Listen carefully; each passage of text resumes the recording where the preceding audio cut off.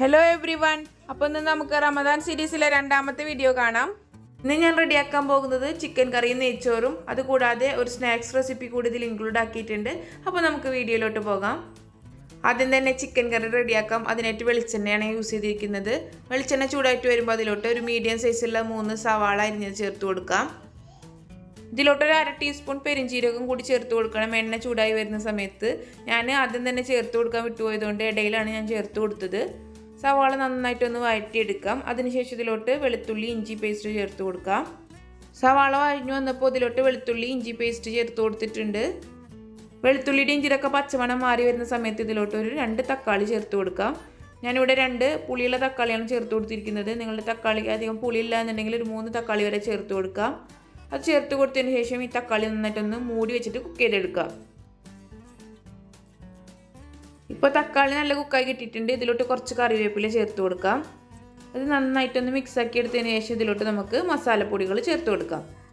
ഇതിലോട്ട് ഞാൻ മസാലപ്പൊടികൾ ചേർത്ത് കൊടുത്തിട്ടുണ്ട്. 1 ടീസ്പൂൺ എരിവുള്ള മുളക് പൊടി ചേർത്ത് കൊടുത്തിട്ടുണ്ട്. അതുപോലെ തന്നെ ഒരു 1.5 ടീസ്പൂൺ കാശ്മീരി ചില്ലി പൗഡർ ചേർത്ത് കൊടുത്തിട്ടുണ്ട്.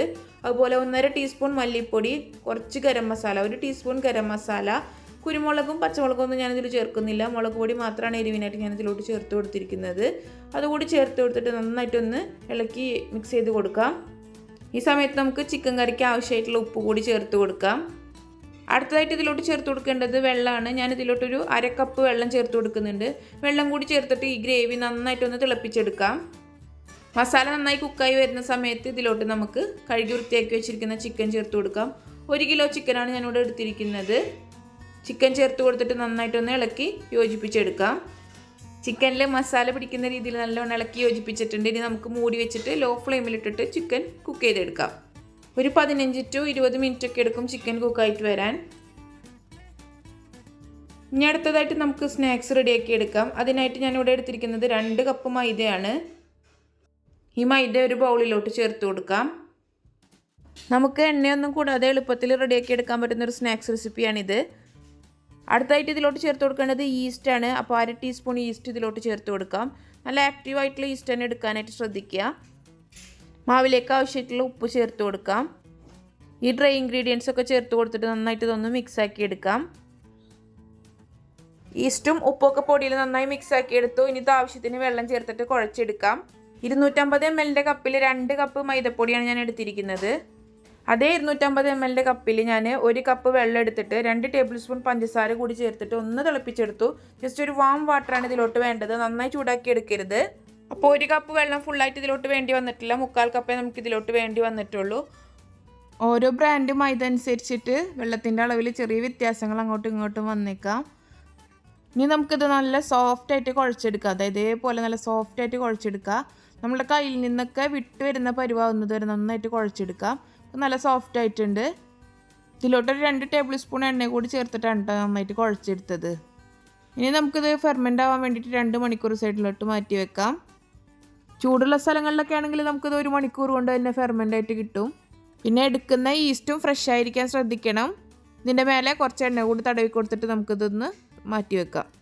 ഇനി നമുക്ക് സ്നാക്സിന് വേണ്ടിയിട്ടുള്ള മസാല റെഡിയാക്കി എടുക്കാം. അപ്പോൾ ഞാൻ മസാല റെഡിയാക്കി എടുക്കുന്നത് സോസേജ് വെച്ചിട്ടാണ്. സോസേജ് ഒന്ന് മിക്സിയിൽ മിൻസ് ചെയ്തെടുത്തിട്ടുള്ളതാണിത്. നിങ്ങൾക്ക് ഇതേ റെസിപ്പി തന്നെ ചിക്കനിലും ട്രൈ ചെയ്യാവുന്നതാണ്. ചിക്കൻ അങ്ങനെയാണെന്നുണ്ടെങ്കിൽ മിക്സിയിലൊന്ന് മിൻസ് ചെയ്തെടുത്താൽ മതിയാവും. മസാല തയ്യാറാക്കാനായിട്ട് ഒരു പാത്രം അടുപ്പത്ത് വെച്ച് ചൂടാക്കി അതിലോട്ട് 2 ടേബിൾ സ്പൂൺ ഓയിൽ ഒഴിച്ചു കൊടുത്തു. ഓയിൽ ചൂടായിട്ട് വരുമ്പോൾ അതിലോട്ട് 2 സവാള ചെറുതായി അരിഞ്ഞതൊന്ന് ചേർത്ത് കൊടുക്കാം. ഈ സവാള ഓയിലിൽ നല്ലോണം ഒന്ന് വഴറ്റിയെടുക്കണം. സവാള വഴഞ്ഞിട്ടിട്ടുണ്ട്. ഇനി ഇതിലോട്ട് ഒരു 1/2 ക്യാപ്സിക്കം അരിഞ്ഞത് ചേർത്ത് കൊടുക്കാം. പിന്നെ ഇതിലോട്ട് ചേർത്ത് കൊടുക്കേണ്ടത് ഒരു 1/4 ടീസ്പൂൺ ജിഞ്ചർ ഗാർലിക് പേസ്റ്റാണ്. അതുകൂടി ചേർത്തിട്ട് നന്നായിട്ടൊന്ന് മിക്സാക്കി എടുക്കാം.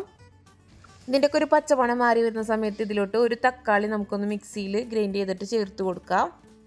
തക്കാളി അരക്കാതെയും മുഴുവനായിട്ട് നിങ്ങൾക്ക് ഇതിലോട്ട് ചേർത്ത് കൊടുക്കാം. തക്കാളി ചേർത്ത് കൊടുത്തിട്ട് തക്കാളിയിലെ വെള്ളമൊക്കെ ഒന്ന് വറ്റി വരുന്നത് വരെ നമുക്ക് നന്നായിട്ടൊന്ന് കുക്ക് ചെയ്തെടുക്കാം. ഇപ്പോൾ തക്കാളി കുക്കായിട്ടുണ്ട്. ഇനി മസാലക്ക് ആവശ്യമുള്ള ഉപ്പ് മാത്രം ചേർത്ത് കൊടുക്കാം. അടുത്തതായിട്ട് ഇതിലോട്ട് ചേർത്ത് കൊടുക്കേണ്ടത് കുരുമുളക് പൊടിയാണ്.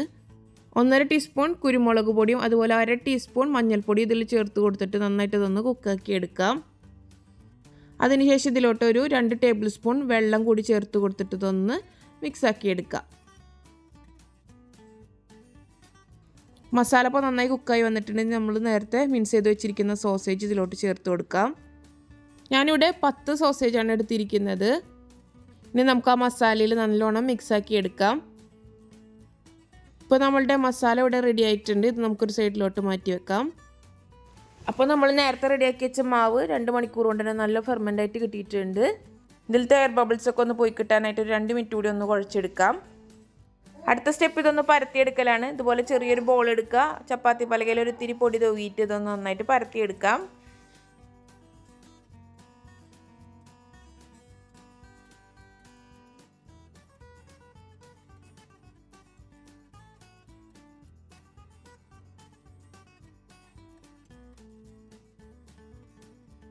ഈ ഒരു തിക്നെസ്സിലാണ് ഇത് പരത്തിയെടുക്കേണ്ടത്. നല്ല കനം കുറച്ച് പരത്തേണ്ട ആവശ്യമൊന്നുമില്ല. ഈ ഒരു തിക്നെസ്സിൽ ഇത് പരത്തിയെടുത്താൽ മതിയാവും. എക്സസ് ആയിട്ടുള്ള പൊടിയൊക്കെ ഉണ്ടെങ്കിൽ ഒന്ന് തട്ടി കൊടുത്തിട്ട് നമുക്കിതൊന്ന് ചുട്ടെടുക്കാം. നല്ല ചൂടായ പാനിലോട്ട് ഇത് വെച്ച് കൊടുക്കാം. എന്നിട്ട് ഇതൊന്ന് 2 സെക്കൻഡ് കഴിയുമ്പോൾ ഒന്ന് തിരിച്ചിട്ട് കൊടുക്കാം. ഇതുപോലെ ചെറിയ ബബിൾസ് വരുമ്പോൾ ഒന്നുകൂടി തിരിച്ചിട്ട് കൊടുക്കാം. എന്നിട്ട് നല്ലോണം ഇത് കുക്കാക്കി എടുക്കാം. ഈ സമയത്ത് നല്ലോണം ഇങ്ങനെ പൊങ്ങി വരും.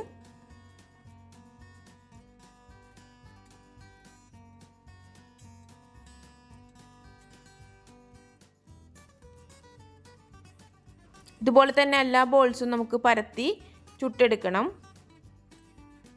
അപ്പോൾ അതെല്ലാം ഞാൻ പരത്തി ചുട്ടെടുത്തിട്ടുണ്ട്. ഇനി നമുക്ക് സ്നാക്സ് റെഡിയാക്കാനായിട്ട് തുടങ്ങാം. ഈ ഒരളവിൽ ഞാൻ റെഡിയാക്കി എടുത്തിരിക്കുന്നത് 6 റൊട്ടിയാണ്. ഇതുപോലെ ഒരു റൊട്ടി എടുക്കുക. അതിന് മേലോട്ട് നമുക്ക് കുറച്ച് ഹമ്മൂസ് സ്പ്രെഡ് ചെയ്ത് കൊടുക്കാം. ഹെൽത്തി വേർഷൻ ആയതുകൊണ്ടാണ് ഞാൻ ഹമ്മൂസ് എടുത്തിരിക്കുന്നത്. നിങ്ങൾക്ക് വേണമെന്നുണ്ടെങ്കിൽ മയോണൈസ് ഉപയോഗിക്കാവുന്നതാണ്. ഹമ്മൂസിൻ്റെ റെസിപ്പി മയോണൈസിൻ്റെ റെസിപ്പിയൊക്കെ ഓൾറെഡി ഞാൻ എൻ്റെ ചാനലിൽ പോസ്റ്റ് ചെയ്തിട്ടുണ്ട്. വേണ്ടവർക്ക് ലിങ്ക് ഞാൻ ഡിസ്ക്രിപ്ഷനിൽ കൊടുക്കാവുന്നതാണ്. ഹമ്മൂസ് നല്ലോണം സ്പ്രെഡ് ചെയ്തതിന് ശേഷം അതിന് മേലോട്ട് മസാല വെച്ച് കൊടുക്കാം. മസാല ഇതുപോലെ നിറച്ചിട്ട് വെച്ച് കൊടുക്കാം. ഒരു 1.5 ടേബിൾ സ്പൂൺ മസാലയാണ് വെച്ച് കൊടുത്തിരിക്കുന്നത്. മസാല കൂടി ചേർത്തിട്ട് ഇതൊന്ന് ഫോൾഡ് ചെയ്ത് കൊടുക്കാം. അപ്പോൾ നമ്മുടെ ഈസി ആൻഡ് ഹെൽത്തി ആയിട്ടുള്ള സ്നാക്സ് ഇവിടെ റെഡി ആയിട്ടുണ്ട്. എണ്ണയിലൊന്നും പൊരിച്ചെടുക്കണ്ട. വളരെ എളുപ്പത്തിൽ തന്നെ ഇത് റെഡിയാക്കി എടുക്കാനായിട്ട് പറ്റും. അപ്പോൾ നല്ല ഫില്ലിംഗ് ആയിട്ടുള്ള ഹെൽത്തി ആയിട്ടുള്ള ഒരു സ്നാക്സ് റെസിപ്പിയാണിത്. അപ്പോൾ എല്ലാവരും തയ്യാറാക്കി നോക്കിയിട്ട് ഫീഡ്ബാക്ക്സ് അറിയിക്കാൻ മറക്കല്ലേ. എല്ലാ റൊട്ടിയും ഇതുപോലെ തന്നെ നമുക്ക് ഫോൾഡ് ചെയ്തെടുക്കാം.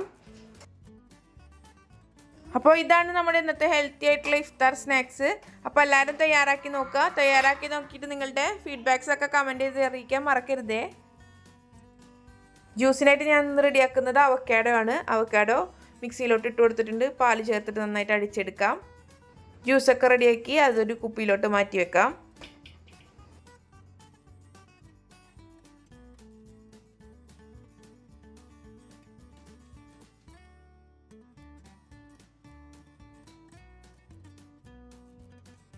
അപ്പോൾ ഇതാണ് ഞങ്ങളുടെ ഇന്നത്തെ കുഞ്ഞു നോമ്പുതറ. വീഡിയോ ഇഷ്ടമായെന്ന് വിചാരിക്കുന്നു. വീഡിയോ ഇഷ്ടമായി കഴിഞ്ഞാൽ ലൈക്ക് ചെയ്യാനും ഷെയർ ചെയ്ത് സപ്പോർട്ട് ചെയ്യാനും മറക്കരുത്.